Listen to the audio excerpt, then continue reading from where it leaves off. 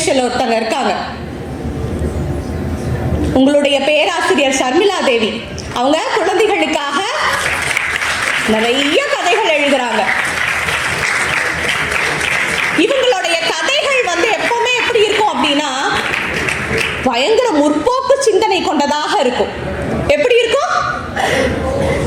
அவங்களுடைய கதை நான் எங்க போனாலும் சொல்லிடுவேன், ரிப்பீட்டடா இருந்தாலும் பரவாயில்ல அப்படின்னு எங்க போனாலும் இந்த கதை நான் எல்லா பக்கத்துலயும் சொல்றது. ஏன் அப்படின்னா இது நம்ம எல்லாருக்கும் தெரிஞ்சுக்க வேண்டிய ஒரு கதை அப்படிங்கிறதுனால. ஒரு பூனை ஓடி வந்துட்டு இருக்குது. அந்த பூனை ஓடி வரத பார்த்தோன்னையும் செவத்துல இருந்த பள்ளி இருக்கு இல்லையா, அந்த பள்ளி என்ன பண்ணுது, ஓ இந்த பூனை நம்மளதான் பிடிக்க வருது போல இருக்குதுன்ட்டு அது ஒரு பக்கம் திபிருன்னு அது பக்கம் ஓடுது. இந்த பூனை சொல்லுது, அட பள்ளி நான் ஒன்ன பிடிக்க ஓடி வரல, நான் என் உயிரை காப்பாத்திக்கிறதுக்கு ஓடி வந்துட்டு இருக்கிற, நீ ஓடாத நில்லு அப்படின்னு சொல்லுது பூனை.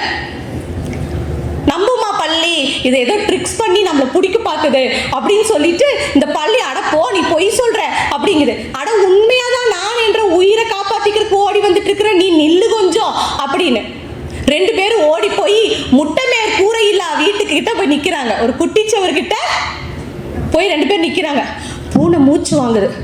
பள்ளிக்கு தெரிஞ்சிச்சோ இவன் இது உண்மையாலுமே எங்கேயோ தப்பி பொழைச்சுதான் ஓடி வந்துட்டு இருக்கு அப்படின்னு. உடனே இந்த பள்ளி கேக்குது, என்னாச்சு, ஏன் இப்படி ஓடி வரன்னு. அந்த பூனை சொல்லுச்சு, அந்த 5 வீடு தள்ளி ராமசாமி இருக்கிறான்ல, ராமசாமி அவன் பையனுக்கு பொண்ணு வாக்குறதுக்கு வேண்டி எல்லாம் குடும்பமா போயிட்டு இருந்தாங்க, நான் குறுக்கால போயிட்டேன்னு கல்ல தூக்கிட்டு வர்றானுங்க.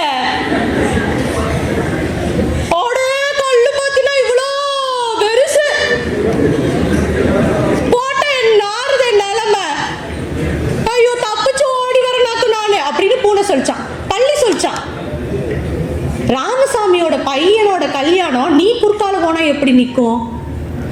ஆட பள்ளி உனக்கு தெரியுது, அந்த கர்மார்த்தம் முடிச்ச மனுஷ பயிலுக்கு ஒன்றும் தெரியல, ஆறறிவுன்னு சொல்லி சுத்திட்டு இருக்கிறானுங்க.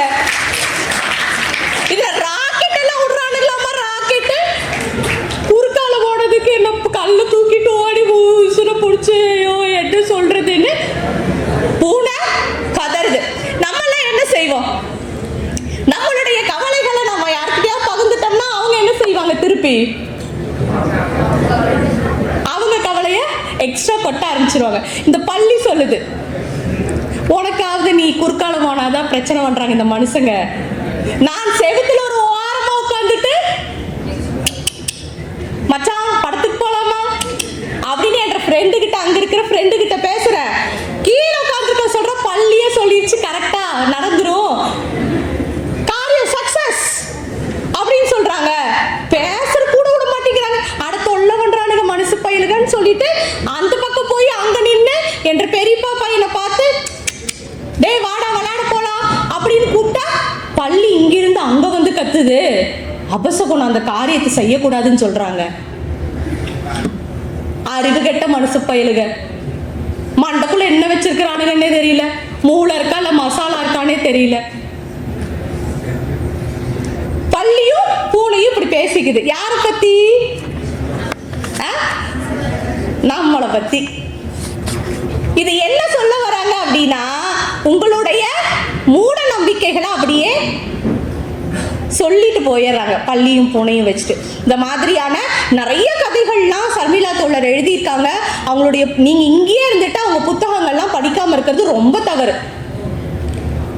சின்ன சின்ன குழந்தைங்க, பள்ளிக்கூட குழந்தைகள்லாம் அவங்களுடைய புத்தகங்களை வாங்கி ஆர்வமா வாசிக்கிறாங்க. இந்த மாதிரியான அப்படி நகைச்சுவை ததும்பு, அந்த கோயம்புத்தூர் நக்கல் சொல்லுவாங்க குசும்பு, அந்த மாதிரி இந்த கொங்கு குசும்பு நிறைய இருக்கும் அவங்களுடைய கதைகள்ல. அந்த மாதிரியான கதைகள்லாம் எங்க இருக்கும்? இந்த மாதிரியான கதைகள்லாம் நீங்க புத்தகங்கள் மூலமாக தான் வாசிக்க முடியும். அப்ப நீங்க என்ன பண்ணணும்? புத்தகம் வாசிக்கணும்.